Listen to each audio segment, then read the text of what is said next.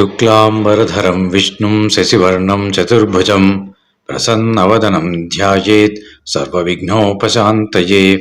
వ్యాసం వసిష్ఠనప్తారం శక్తేః పౌత్రమకల్మషం పరాశరాత్మజం వందే సుఖతాతం తపోనిధిం.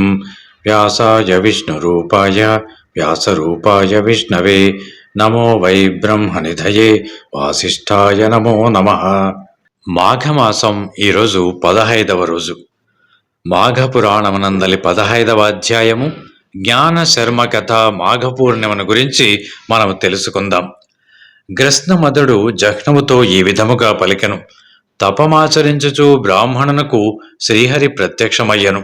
బ్రాహ్మణుడు శ్రీహరికి నమస్కరించి నిలిచియుండెను. అప్పుడు శ్రీహరి, ఓయి, నీవు మరలా నా రాకను కోరి తపమాచరించితివి ఎందులకు? నీ మనస్సులో ఏమి ఉన్నదో చెప్పుము అంటూ అడిగాను.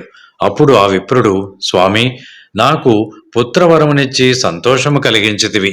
నీ మాట ప్రకారము పుత్రుడు కలిగెను. కాని నారద మహర్షి వచ్చి ఈ బాలుడు 12 సంవత్సరముల తర్వాత మరణించునంటూ చెప్పి వెళ్ళను. నీవిచ్చిన వరము ఇట్లైనది, నా దుఃఖమును పోగొట్టుకొనగోరి తపమాచరించి తిని అంటూ శ్రీహరికి విన్నవించను. అప్పుడు ఆ శ్రీహరి, ఓయి, ఉత్తముడైన నీ పుత్రునకు 12వ సంవత్సరమున గండము కలుగుటకు కారణమును కూడా వినుము. నీ భార్య పూర్వజన్మమును చేసిన దోషమే ఇప్పుడు ఈ గండమునకు కారణము.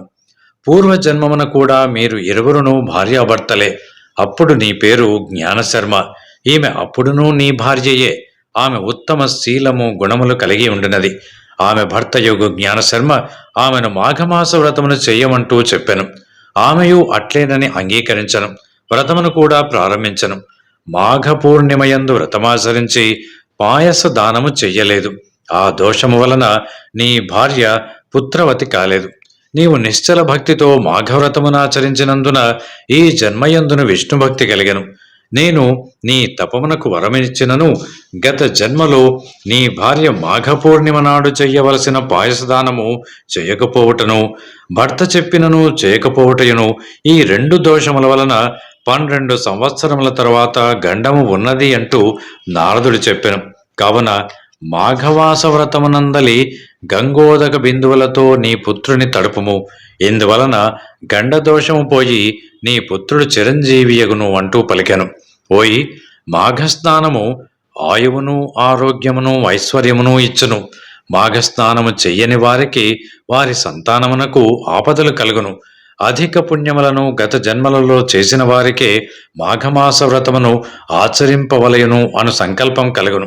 ఈ మాఘమాస స్నానము సర్వపాప దోషహరము. నేను మాఘమాస ప్రియుడును కదా. మాఘస్నానం ఆచరించిన వారు దీర్ఘాయువులవుదురు, బుద్ధిమంతులు, ఆరోగ్యవంతులు అయి ముక్తిని పొందుదురు.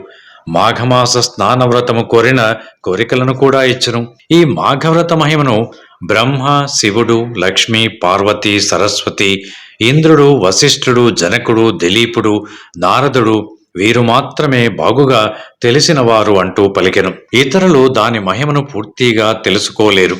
మాఘవ్రత మహిమ కొంతయే తెలిసిన వారు పూర్తిగా తెలియవారు కలరు. దీని మహిమ అందరికీ తెలియదు కదా. నా భక్తులు మాఘవ్రత పరాయణులు మాత్రమే మాఘవ్రత మహిమను ఎరుగుదురు. ఎన్నో జన్మల పూర్వ పుణ్యము ఉన్నవారికే ఈ మాఘవ్రతము ఆచరింపవలయను అంటూ బుద్ధి కలుగును. నీ పుత్రుని మాఘమాస ప్రాతకాలమున గంగాజలముతో తడుపుము. వాని గండదోషము తొలగునంటూ శ్రీహరి చెప్పి అంతర్ధానమయ్యను. వెంటనే బ్రాహ్మణుడును శ్రీహరియు అనుగ్రహమునకు సంతోషపడి ఎంతో ఆనందపడెను. బాలుని శ్రీహరి చెప్పినట్లుగా మాఘవ్రత గంగాజలముచే తడిపెను. బాలునకును శ్రీహరి దయ వలన గండదోషము తొలగి చిరంజీవి అయ్యను. మృత్యుభయము తొలగెను. బ్రాహ్మణుడును ఆ బాలునకు 3వ సంవత్సరమున చూడాకర్మను చేసెను. ఆయా సంవత్సరముల యందు చేయదగిన సంస్కారములు అన్నయూ చేసి విద్యాభ్యాసమునకై గురుకులమునకు పంపెను. 12వ సంవత్సరమున మృత్యుదోషము శ్రీహరి కృపచే మాఘవ్రత మహిమ వలన పరిహారమయ్యను. ఆ బ్రాహ్మణుడు, అతని భార్య, పుత్రుడు అందరూ సుఖ సంతోషములతో కాలము గడిపిరి. ఆ బ్రాహ్మణుడు పుత్రుని గృహస్థుని చేసి యోగమహిమచే శరీరమును విడిచి శ్రీహరి సాన్నిధ్యమును చేరెను. జుహ్నుమనివర్య, మాఘవ్రతమునకు సాటి అయినది మరొకటి లేదు కదా. అది శ్రీమన్నారాయణునికి ఎంతో ప్రీతికరము, పాపములను పోగొట్టి పుణ్యమును కలిగించును. మాఘవ్రతము మోక్షమును కూడా నిచ్చును. ఈ వ్రతమును అన్ని వర్ణముల వారును ఆచరించి ఇహలోక సౌఖ్యములను, నిశ్చలముగు హరిభక్తిని పొంది సంసార సముద్రమును తరించి పరలోక సుఖమును కూడా పొందవచ్చును. ఈ వ్రతము సర్వజన సులభము, సర్వజన సమాచారణీయము అంటూ ఆ గ్రస్నమద మహర్షి జహ్నుమునికి ఈ విధముగా వివరించను. 15వ అధ్యాయం సంపూర్ణం. Thanks for watching. Please comment, like, share and subscribe our channel.